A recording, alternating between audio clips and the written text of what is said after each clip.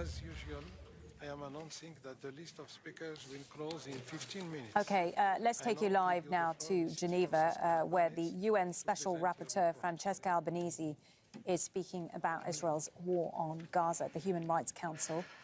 Let's have a listen in.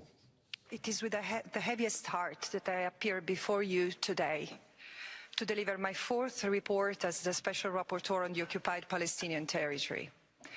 Following nearly 6 months of unrelenting Israeli assault on occupied Gaza, it is my solemn duty to report on the worst of what humanity is capable of and to present my finding, the anatomy of a genocide.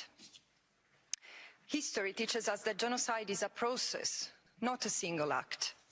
It starts with the dehumanization of a group as other and the denial of that group's humanity, and ends with the destruction of the group in whole or in part.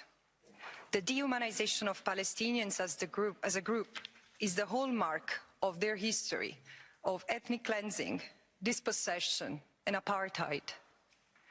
In the words of Edward Said, Palestinians were made orphans of a homeland by the creation of the State of Israel and its continuous policies, intended to erase their presence from their land.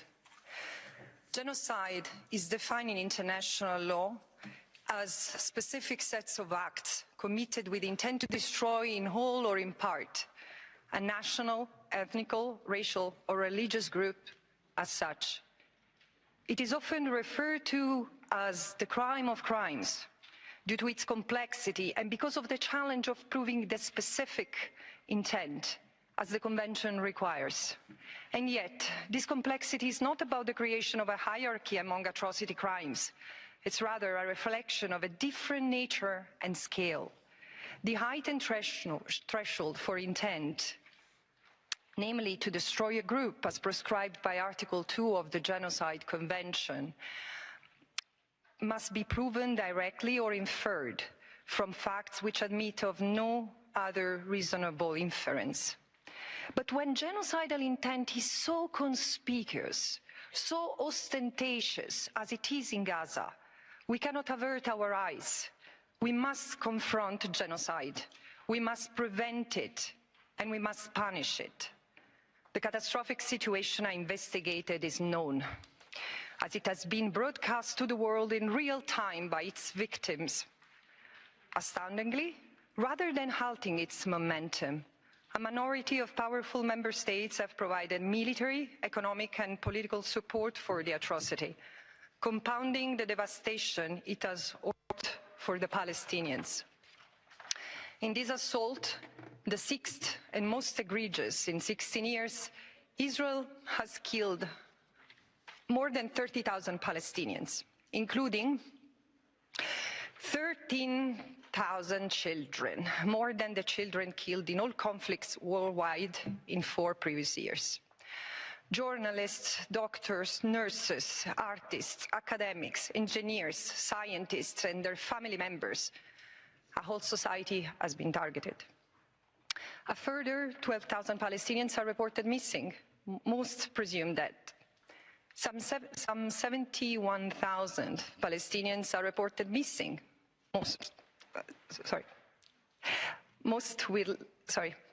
Some 71,000 are injured, most with life-changing wounds, made worse by the decimation of the healthcare system and overwhelming unsanitary conditions created in Gaza.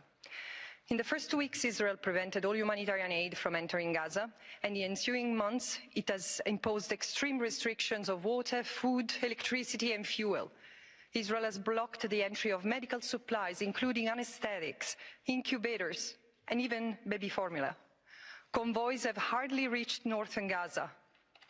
The deliberate policy has induced rapid and sustained severe food insecurity in the entire population, with those trapped in the north forced to eat animal feed and grass. The occupying power has also undermined UNRWA, the main lifeline to Palestinians in Gaza. Growing numbers of Palestinians are dying of starvation as we speak, and the hostages and their families have also not escaped these devastating circumstances. The collective scars of those who survive are certain to last generations. In the initial weeks of the assault, Israeli forces killed around 250 Palestinians daily through an apocalyptic arsenal of weaponry on one of the most densely populated places on earth. 25,000 tons of explosives, equivalent to 2 nuclear bombs, unguided munitions, and hundreds of 2,000-pound bunker busters were used to level entire neighborhoods. The ground offensive changed the pattern, but not the scale of destruction. In less than 6 months, Israel has destroyed Gaza, erasing or severely damaging almost all civilian infrastructure and agricultural land, most of homes, healthcare facilities, telecommunication infrastructure, every university, most educational facilities, municipal services, mosques and churches, and innumerable cultural heritage sites, which are integral to the social fabric of Palestine. Israeli soldiers have published footage boasting about their killing of families, mothers, children, the bombing of homes, mosques and schools. Self-incriminating videos show them sadistically mocking and humiliating their Palestinian victims, not only by violating their physical integrity and right to life, but also their dignity, their most intimate possessions and spaces that the soldiers have entered and looted, and by desecrating cemeteries and places of worship.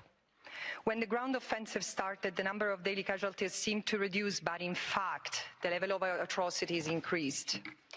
Mass disappearance and arbitrary detentions, widespread and systematic torture and inhumane treatment add to the experience of endless death and loss. Desperate people had to search through rubble with their bare hands. Many have been unable to bury and grieve loved ones. These acts of genocide have been motivated by vehement anti-Palestinian discourse, which characterizes the entire Palestinian people in Gaza as enemies to be eradicated or forcibly removed. This rhetoric has been pervasive across all segments of Israeli society. That Israeli high-ranking officials with command authority routinely called on soldiers to annihilate the people of Gaza is compelling evidence of explicit and public incitement to commit genocide. Evidence further indicates that this genocidal incitement has been internalized and acted upon by soldiers on the ground. One of my key findings is that Israel's executive and military leadership and soldiers have intentionally distorted rules of international humanitarian law, distinction, proportionality and precaution in an attempt to legitimize genocidal violence against the Palestinian people by deliberately stretching the definitions of human shield, evacuation orders, war